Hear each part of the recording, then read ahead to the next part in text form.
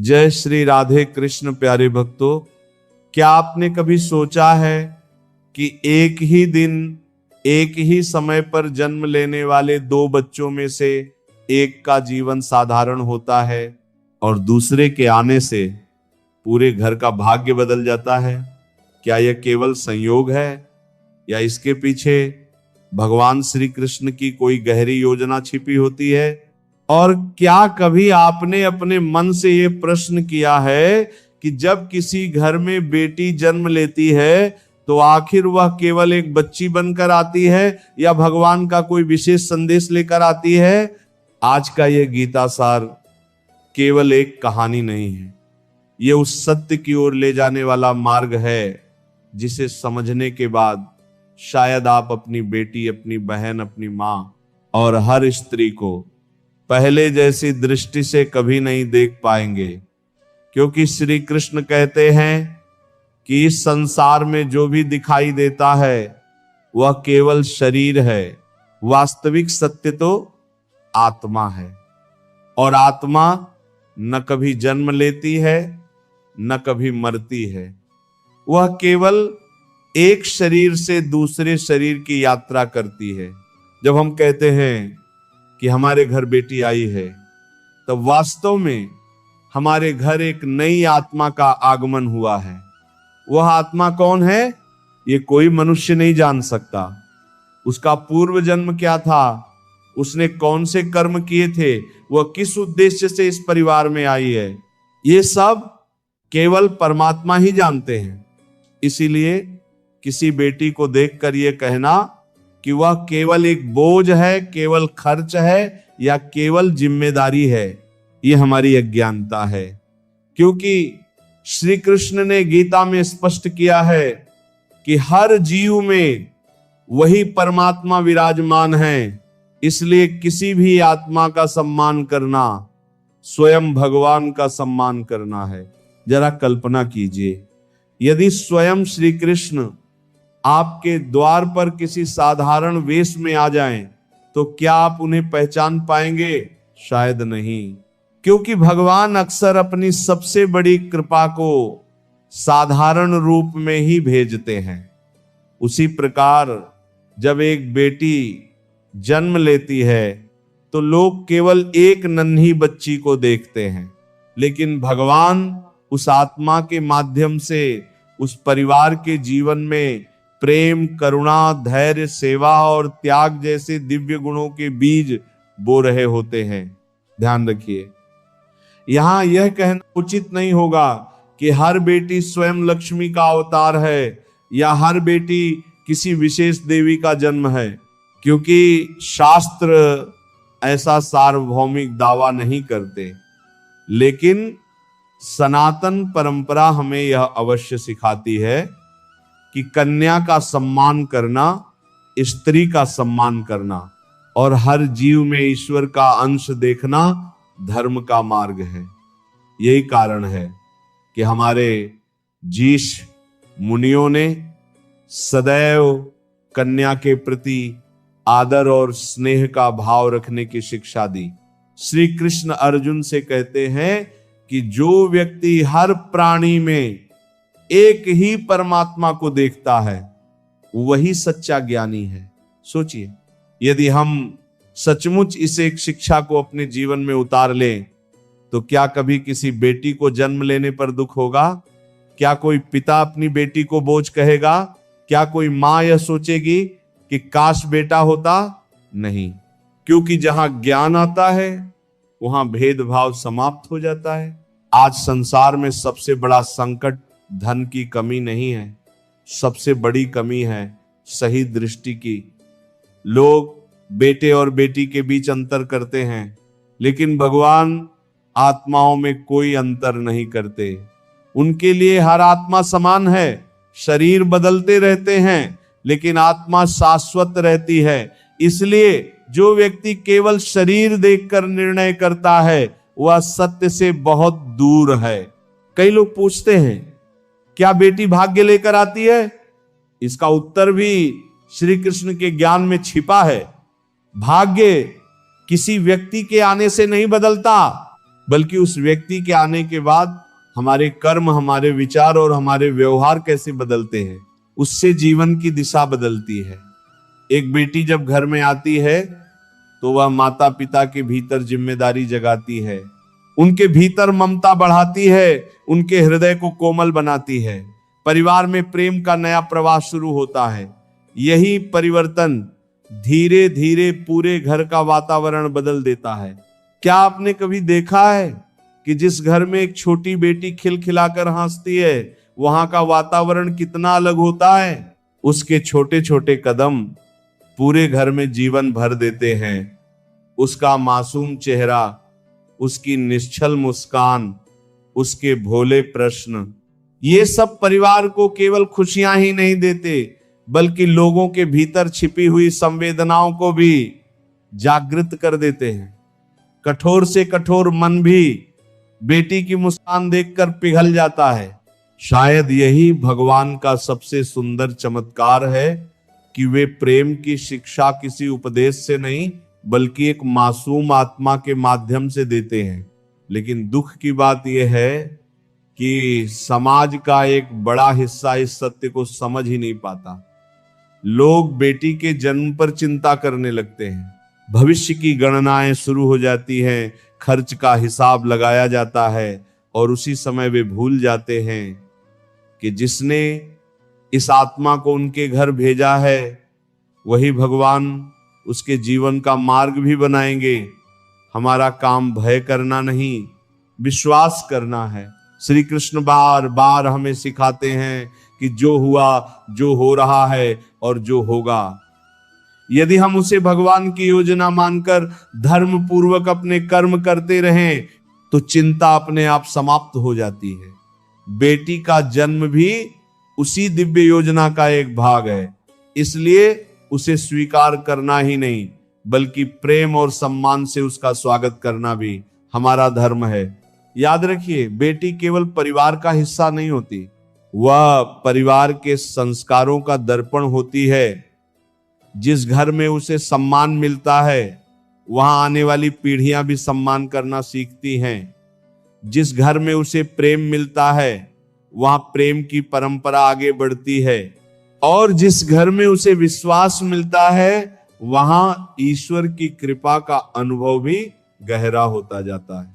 तो आज अपने मन से एक प्रश्न अवश्य पूछिए, यदि भगवान ने आपके घर एक बेटी भेजी है तो क्या आपने उसे केवल अपनी संतान समझा या उस आत्मा के रूप में देखा जिसे स्वयं परमात्मा ने किसी विशेष उद्देश्य से आपके परिवार में भेजा है? जब कोई बेटी जन्म लेती है तो बहुत से लोग कहते हैं, देखना ये बच्ची इस घर का भाग्य बदल देगी।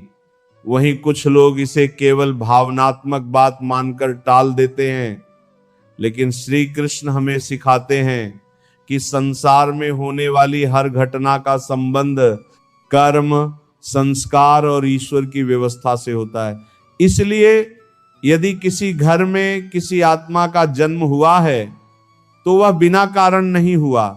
हर आत्मा अपने साथ केवल एक नया शरीर लेकर नहीं आती, बल्कि अपने पूर्व कर्मों के संस्कार और इस जन्म के उद्देश्य भी लेकर आती है। यही कारण है कि दो परिवार एक जैसे नहीं होते, दो बेटियां भी एक जैसी नहीं होती। किसी बेटी का स्वभाव अत्यंत शांत होता है, बचपन से ही सेवा भाव से भरी होती है, कोई पूरे परिवार को हंसाना जानती है, तो कोई अपने माता पिता के कठिन समय में उनका सबसे बड़ा सहारा बन जाती है।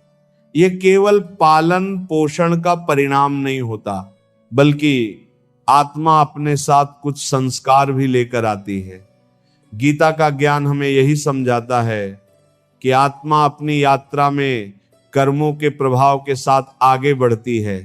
लेकिन यहां एक और गहरी बात समझने योग्य है।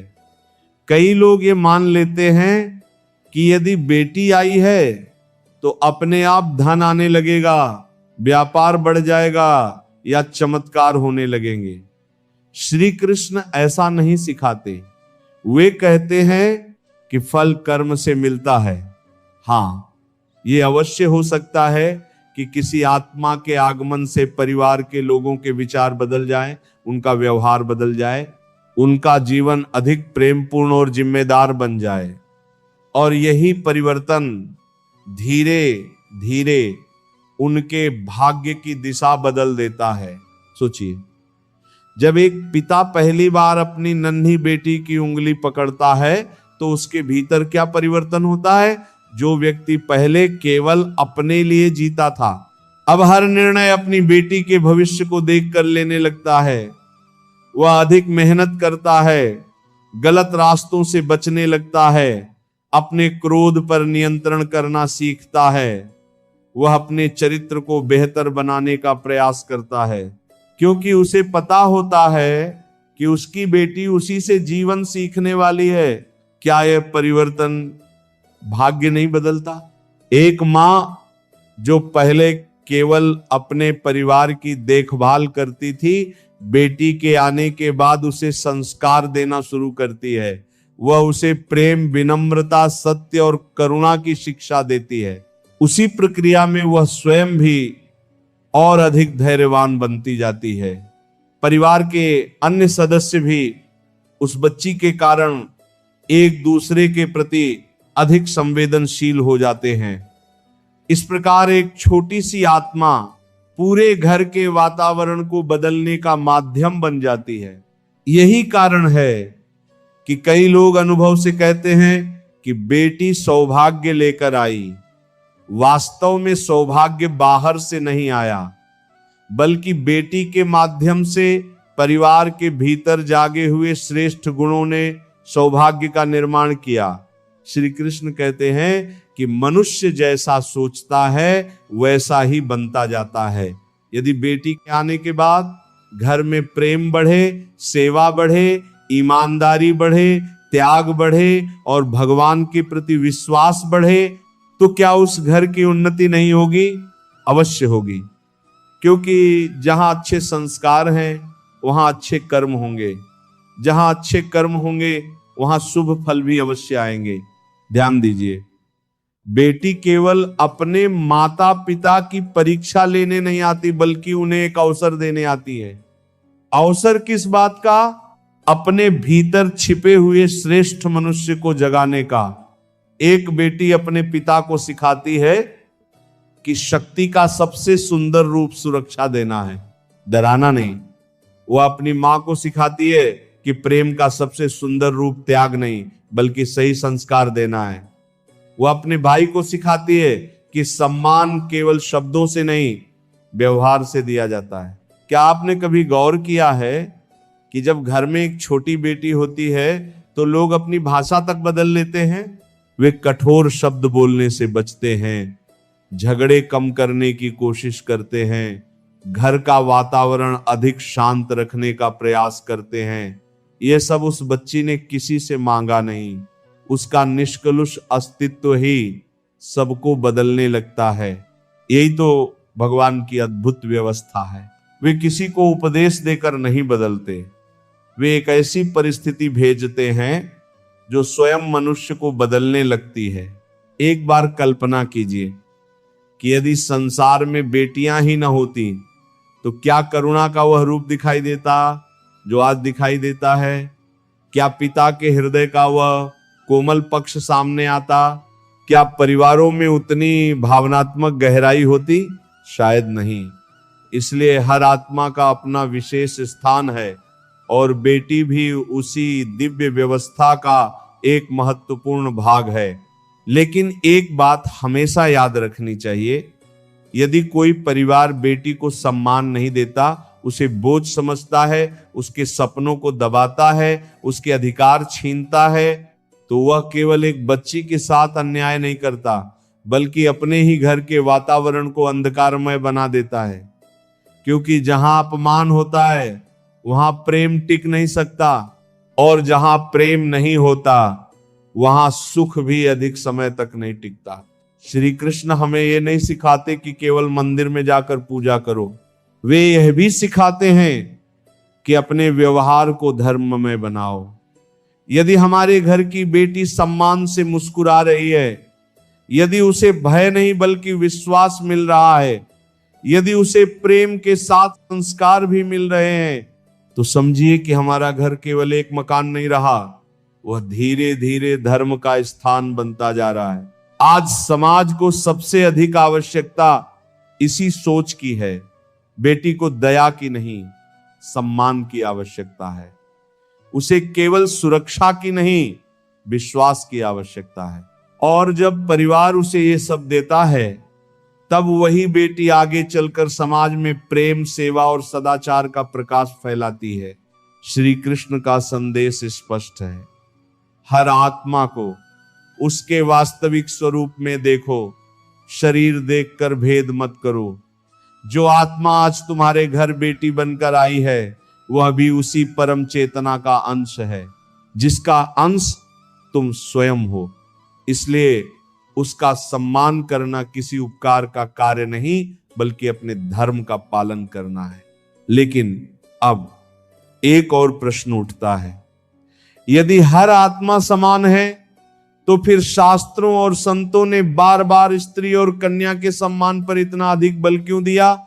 आखिर बेटी का अपमान केवल सामाजिक भूल नहीं, बल्कि आध्यात्मिक दृष्टि से भी इतना गंभीर क्यों माना गया?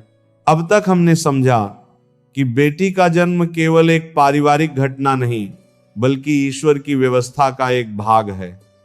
हमने यह भी जाना कि किसी भी आत्मा का मूल्य उसके शरीर से नहीं, बल्कि उसके भीतर स्थित दिव्य चेतना से होता है। लेकिन अब एक ऐसा प्रश्न सामने आता है जिस पर शायद हर व्यक्ति को गंभीरता से विचार करना चाहिए।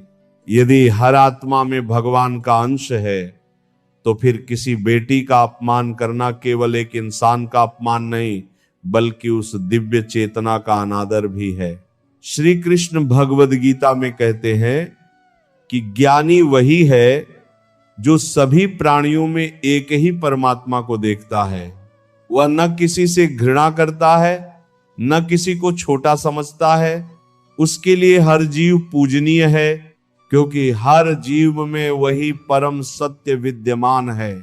जरा अपने जीवन पर नजर डालिए, कितनी बार ऐसा हुआ होगा कि किसी घर में बेटी को बेटों से कम समझा गया, उसके सपनों को महत्व नहीं दिया गया, उसकी शिक्षा पर प्रश्न उठाए गए, उसकी इच्छाओं को दबा दिया गया, और कई बार तो केवल इसलिए उसे बोझ समझ लिया गया क्योंकि वो बेटी है।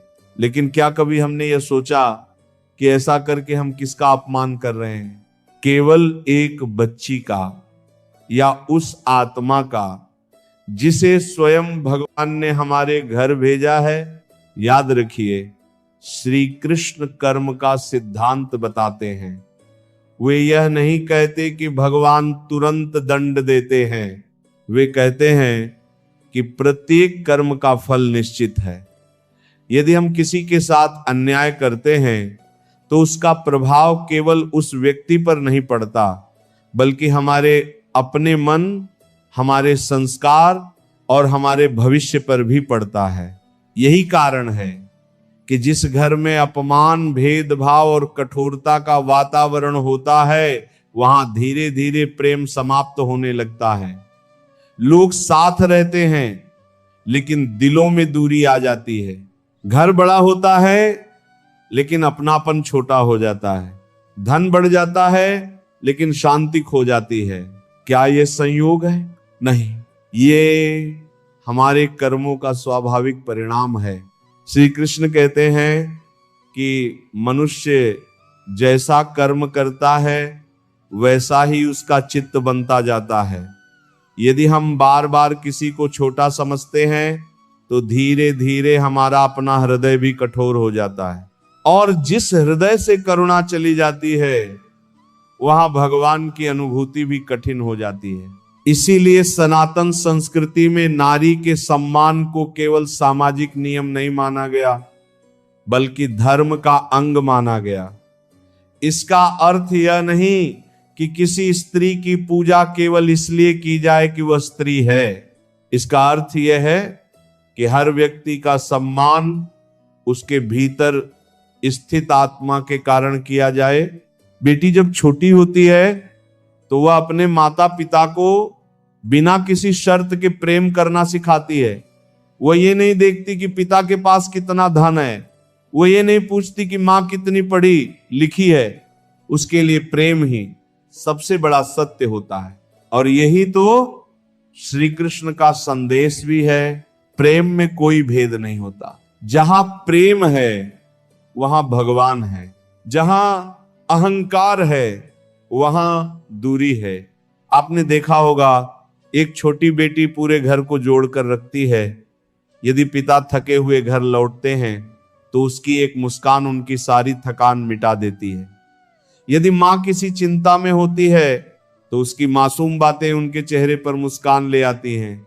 यदि परिवार में तनाव होता है तो वही बच्ची अनजाने में ऐसा वातावरण बना देती है कि सबका मन हल्का हो जाता है। क्या यह किसी चमत्कार से कम है? नहीं, यह प्रेम की शक्ति है। और प्रेम ही भगवान का सबसे निकटतम स्वरूप है। लेकिन जब उसी प्रेम का अपमान किया जाता है तब जीवन में अशांति का प्रवेश होना स्वाभाविक है। जो व्यक्ति अपनी बेटी को सम्मान नहीं देता वो अनजाने में अपने ही घर से प्रेम का प्रकाश कम कर देता है। और जहां प्रेम का प्रकाश कम होता है वहां क्रोध, भय, स्वार्थ और अकेलापन बढ़ने लगता है। श्री कृष्ण अर्जुन से कहते हैं कि अपने मन को पवित्र बनाओ, क्योंकि संसार की सबसे बड़ी विजय बाहर नहीं भीतर होती है। यदि कोई व्यक्ति अपनी बेटी के साथ न्याय करता है, उसे शिक्षा देता है, उसके सपनों को सम्मान देता है, उसे भय नहीं बल्कि विश्वास देता है, तो वह केवल एक अच्छा पिता नहीं बनता, वह अपने भीतर धर्म को जीवित रखता है। और यदि कोई माँ अपनी बेटी को केवल संसार की बातें नहीं बल्कि सत्य, करुणा, संयम और भगवान पर विश्वास का मार्ग सिखाती है, तो वह केवल अपनी संतान का भविष्य नहीं बना रही होती बल्कि आने वाली पीढ़ियों के संस्कार भी गढ़ रही होती है। यही कारण है कि एक बेटी का प्रभाव केवल एक परिवार तक सीमित नहीं रहता। वह जहां जाती है अपने साथ वही संस्कार लेकर जाती है जो उसने अपने घर से सीखे हैं। यदि उसे सम्मान मिला है तो वह सम्मान बांटेगी, यदि उसे प्रेम मिला है तो वह प्रेम फैलाएगी, यदि उसे विश्वास मिला है तो वह विश्वास का दीपक जलाएगी। इसीलिए श्री कृष्ण की दृष्टि में सबसे बड़ा धर्म केवल पूजा पाठ नहीं बल्कि अपने व्यवहार को पवित्र बनाना है। यदि हम प्रतिदिन मंदिर जाकर भगवान के सामने दीप जलाए लेकिन अपने ही घर की बेटी के आंसू न देख पाए तो हमारी भक्ति अधूरी रह जाएगी, क्योंकि भगवान केवल मंदिरों में नहीं हर जीव के हृदय में निवास करते हैं। याद रखिए, बेटी सम्मान मांगने नहीं आती, वो तो प्रेम देने आती है। वो घर को घर बनाने आती है, वो रिश्तों में मिठास घोलने आती है। और सबसे बड़ी बात, वो हमें ये सिखाने आती है कि सच्चा प्रेम अधिकार से नहीं अपनापन से मिलता है। अब अंतिम भाग में हम उस सबसे गहरे प्रश्न का उत्तर जानेंगे जिसे सुनने के लिए शायद आप इस पूरी यात्रा में हमारे साथ बने हुए हैं। आखिर भगवान किसी घर में बेटी को ही क्यों भेजते हैं? क्या हर बेटी अपने साथ कोई विशेष उद्देश्य लेकर आती है? और माता पिता को श्री कृष्ण इस विषय में कौन सा अंतिम और जीवन बदल देने वाला संदेश देते हैं?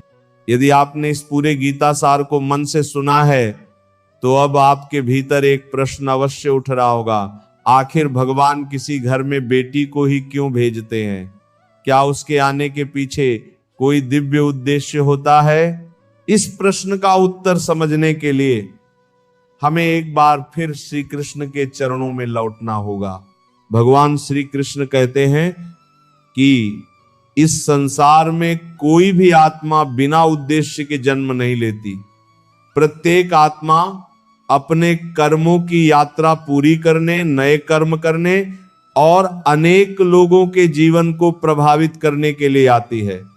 इसलिए जब किसी घर में बेटी जन्म लेती है तो ये मत सोचिए कि केवल एक नया सदस्य आया है। ये समझिए कि ईश्वर ने उस परिवार को एक नई जिम्मेदारी, एक नया अवसर और एक नया प्रेम सौंपा है। बहुत से लोग पूछते हैं, क्या बेटी भगवान का आशीर्वाद होती है? यदि इस प्रश्न का उत्तर गीता की दृष्टि से दे तो कहा जा सकता है कि हर संतान भगवान का आशीर्वाद है, चाहे वह बेटी हो या बेटा। अंतर हमारी सोच बनाती है, भगवान नहीं। श्री कृष्ण ने कभी आत्माओं में भेद नहीं किया। भेद तो मनुष्य के मन ने बनाया है। जब भगवान किसी परिवार को एक बेटी देते हैं तो शायद वे यह देखना चाहते हैं कि उस घर में प्रेम अधिक बड़ा है या अहंकार, सम्मान अधिक बड़ा है या भेदभाव, विश्वास अधिक बड़ा है या भय। याद रखिए, ईश्वर हमें केवल सुख नहीं देते, वे हमें अवसर भी देते हैं। और कई बार वह अवसर किसी व्यक्ति के रूप में हमारे जीवन में आता है। एक बेटी भी ऐसा ही अवसर है। वह अवसर है अपने भीतर करुणा जगाने का, वह अवसर है अपने व्यवहार को पवित्र बनाने का, वह अवसर है यह सीखने का कि सच्चा प्रेम अधिकार नहीं मांगता, केवल अपनापन चाहता है। सोचिए, एक छोटी सी बच्ची जब पहली बार पापा कहती है तो एक पुरुष केवल पिता नहीं बनता, उसका हृदय बदलने लगता है। जब वह मां कहकर गले लगती है तो एक स्त्री केवल माता नहीं रहती, उसके भीतर त्याग और धैर्य का नया सागर उमड़ पड़ता है। क्या यह परिवर्तन केवल संयोग है? नहीं, यही तो भगवान की लीला है। वे बाहर की दुनिया बदलने से पहले मनुष्य का हृदय बदलते हैं, और जिस घर का हृदय बदल गया उसका भविष्य भी बदलने लगता है। लेकिन एक बात कभी मत भूलिए, यदि कोई परिवार बेटी को केवल इसलिए कम समझता है क्योंकि वह बेटी है, तो वह अपने ही घर में ईश्वर द्वारा भेजे गए प्रेम के अवसर को खो देता है। और यदि कोई परिवार बेटी को सम्मान देता है, उसके सपनों को उड़ान देता है, उसे शिक्षा देता है, उसे आत्मविश्वास देता है, तो वह केवल एक बच्ची का भविष्य नहीं बनाता बल्कि समाज का भविष्य भी उज्जवल करता है। श्री कृष्ण हमें कर्मयोग सिखाते हैं। कर्मयोग का अर्थ केवल युद्ध भूमि में कर्तव्य निभाना नहीं है। कर्मयोग का अर्थ यह भी है कि जो जिम्मेदारी भगवान ने हमें दी है उसे प्रेम, ईमानदारी और धर्म के साथ निभाया जाए। यदि भगवान ने आपको बेटी का पिता बनाया है तो उसे सुरक्षा देना आपका कर्मयोग है। यदि आपको बेटी की मां बनाया है तो उसे श्रेष्ठ संस्कार देना आपका कर्मयोग है। यदि आप उसके भाई हैं तो उसका सम्मान करना आपका कर्मयोग है। यदि आप समाज का हिस्सा हैं तो हर बेटी को समान अवसर देना आपका कर्मयोग है। यही सच्ची भक्ति है, क्योंकि भगवान को केवल फूल चढ़ाने से अधिक प्रिय वह मनुष्य है जो उनके बनाए हुए हर जीव के साथ न्याय करता है। आज दुनिया में बहुत लोग पूजा करते हैं, व्रत रखते हैं, मंदिर जाते हैं, दान करते हैं, ये सब शुभ है। लेकिन श्री कृष्ण बार बार एक ही बात कहते हैं, यदि तुम्हारा व्यवहार धर्म में नहीं है तो केवल बाहरी पूजा से आत्मा शुद्ध नहीं होती। इसलिए यदि आप सचमुच श्री कृष्ण को प्रसन्न करना चाहते हैं तो अपने घर की बेटी की मुस्कान की रक्षा कीजिए, उसके आत्मसम्मान की रक्षा कीजिए, उसके सपनों की रक्षा कीजिए। उसे यह मत सिखाइए कि दुनिया से डरकर जीना है, उसे यह सिखाइए कि सत्य, साहस और भगवान पर विश्वास के साथ जीवन जीना है। क्योंकि जिस बेटी को बचपन में सम्मान मिलता है वही आगे चलकर एक ऐसी मां बनती है जो अपने बच्चों को श्रेष्ठ संस्कार देती है। वही एक ऐसी बहन बनती है जो परिवार को जोड़ती है। वही एक ऐसी पत्नी बनती है जो कठिन समय में अपने परिवार का संबल बनती है। और वही एक ऐसी नागरिक बनती है जो समाज को बेहतर दिशा देती है। इसीलिए किसी भी बेटी का सम्मान केवल एक व्यक्ति का सम्मान नहीं बल्कि आने वाले भविष्य का सम्मान है। आज इस वीडियो के अंत में मैं आपसे केवल एक बात कहना चाहता हूं। यदि आपके घर में बेटी है तो उसे भगवान का चमत्कार मत कहिए, उसे देवी का अवतार कहकर केवल शब्दों तक सीमित मत रखिए, बल्कि उसे पवित्र आत्मा समझिए, जिसे स्वयं परमात्मा ने आपके विश्वास पर आपके घर भेजा है। उसे प्रेम दीजिए, उसे शिक्षा दीजिए, उसे संस्कार दीजिए, उसे आत्मविश्वास दीजिए, और सबसे बढ़कर उसे यह विश्वास दीजिए कि इस संसार में उसका जन्म किसी से कम नहीं है। जब यह भावना हर घर में जाग जाएगी, तब केवल एक परिवार नहीं बदलेगा, पूरा समाज बदल जाएगा। श्री कृष्ण का अंतिम संदेश यही है, हर जीव में परमात्मा को देखो। जहां भेद समाप्त होता है, वहीं से सच्चे धर्म की शुरुआत होती है। यदि आज की यह कृष्णवाणी आपके हृदय को स्पर्श कर गई हो, तो इस संदेश को केवल सुनकर मत जाइए, इसे अपने जीवन में उतारिए। हो सकता है आपके एक छोटे से परिवर्तन से किसी बेटी का पूरा जीवन बदल जाए। वीडियो पसंद आया हो तो इसे अपने परिवार और मित्रों के साथ अवश्य साझा करें, ताकि यह संदेश अधिक से अधिक लोगों तक पहुंचे। वीडियो को लाइक करें, चैनल को सब्सक्राइब करें और कमेंट में अवश्य लिखें। हर आत्मा ईश्वर का अंश है। जय श्री राधे कृष्ण। राधे राधे।